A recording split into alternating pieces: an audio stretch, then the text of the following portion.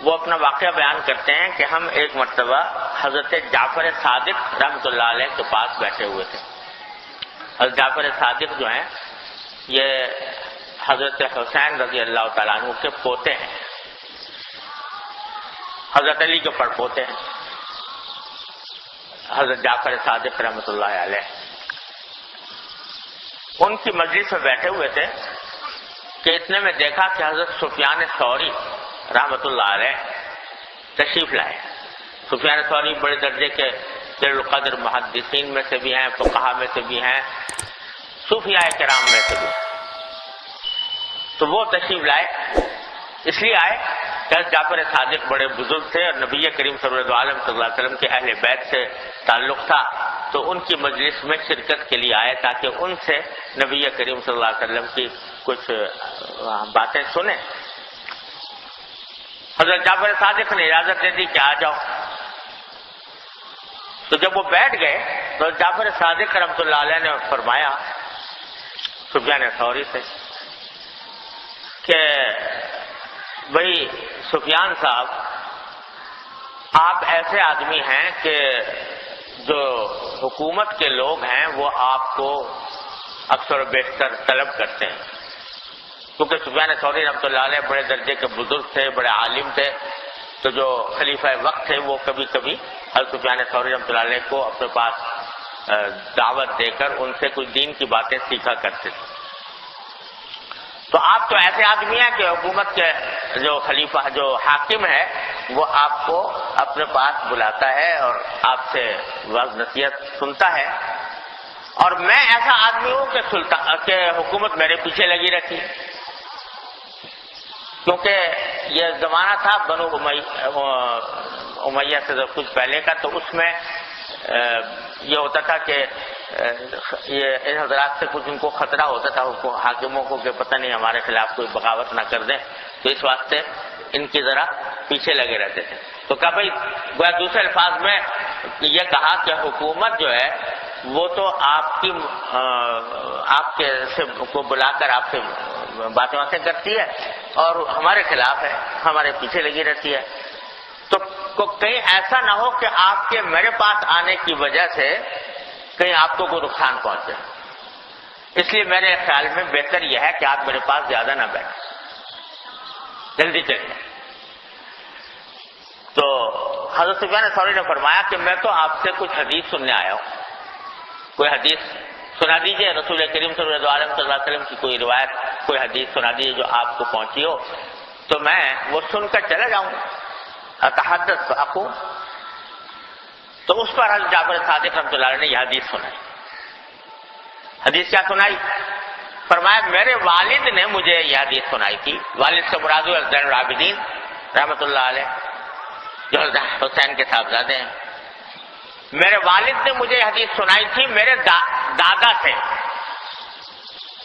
یعنی حضرت حسین رضی اللہ تعالیٰ، کہ رسول کریم سرور عالم صلی اللہ علیہ وسلم نے فرمایا کہ من انعم اللہ علیہ بنعمت فلیحمد اللہ ومن استبطأ الرزق فلیستغفر اللہ ومن حزبہ امر فلیقل لا حول ولا قوة الا باللہ، او کما قال صلی اللہ علیہ وسلم. یہ حدیث سنائی کہ مجھے یہ حدیث سنائی تھی کہ رسول کریم سرور عالم صلی اللہ علیہ وسلم نے ارشاد فرمایا کہ جس کسی بندے پر اللہ تبارک و تعالیٰ کوئی نعمت دے، جس کسی بندے کو کوئی انعام کرے، کوئی اچھی حالت میں پہنچے، فلیحمد اللہ، تو اس کو چاہیے کہ اللہ تعالیٰ کا شکر ادا کرے، الحمدللہ کہے کہ ساری تعریفیں اللہ کی ہیں، شکر اللہ کا ہے، حمد کرے، شکر ادا کرے.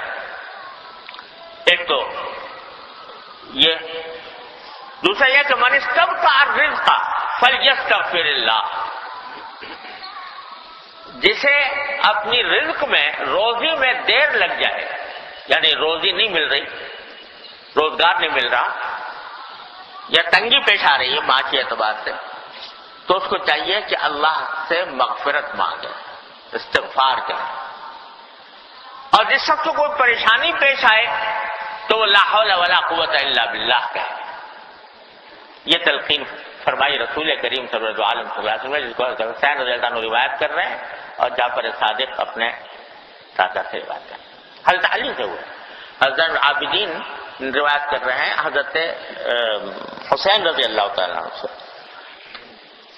حضرت حسین نے یہ حدیث رسول اللہ صلی اللہ علیہ وسلم سے سنی تو 3 باتیں فرمائیں اور تینوں بڑی عظیم کہ جب کوئی نعمت ملے اللہ تعالیٰ کا شکر ادا کرو. اور یہ وہی بات ہے جو کئی ہفتوں سے عرض کر رہا ہوں کہ ہمارے بزرگ حضرت عارف قدس اللہ تعالیٰ صدر اللہ تعالیٰ کے درجات بلند فرمائے وہ ہمیشہ اس کی تلقین فرمایا کرتے تھے. اور ان کے طریق کا یہ ایک خاص نرالا انداز تھا کہ بندے کو شکر گزار بنا دو تو انشاءاللہ وہ راستہ پا جائے گا, سیدھے راستے پر لگ جائے گا. تو پہلی بات تو وہی ہے. دوسری بات یہ ہے کہ میں سب کا رزق فلیستغفر اللہ. رزق میں جب کبھی دیر لگنے لگے, کوئی آدمی روزگار کی تلاش میں ہے, روزگار نہیں مل رہا, پیسوں کے انتظار میں ہے, پیسے کم معلوم ہو رہے ہیں, معاشی طور پر تنگی کا شکار ہے, تو فرمایا کیا کرے؟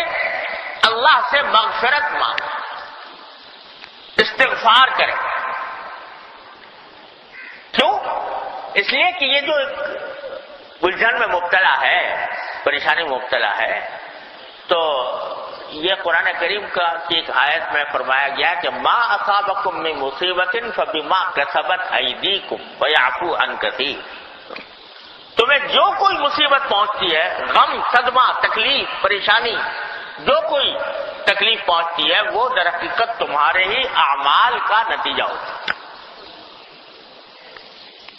تو اس کا مطلب یہ کہ اگر کبھی تمہاری مراد پوری ہونے میں دیر لگ رہی ہے, دعائیں مانگے جا رہے ہو اور ایسا لگ رہا ہے کہ وہ پوری نہیں ہو رہی, کوشش کر رہے ہو, کوشش کامیاب نہیں ہو رہی, دن رات اس کے پیچھے لگے ہوئے ہو لیکن کوئی حربہ کارآمد نہیں ہو رہا, تو کیا کرو؟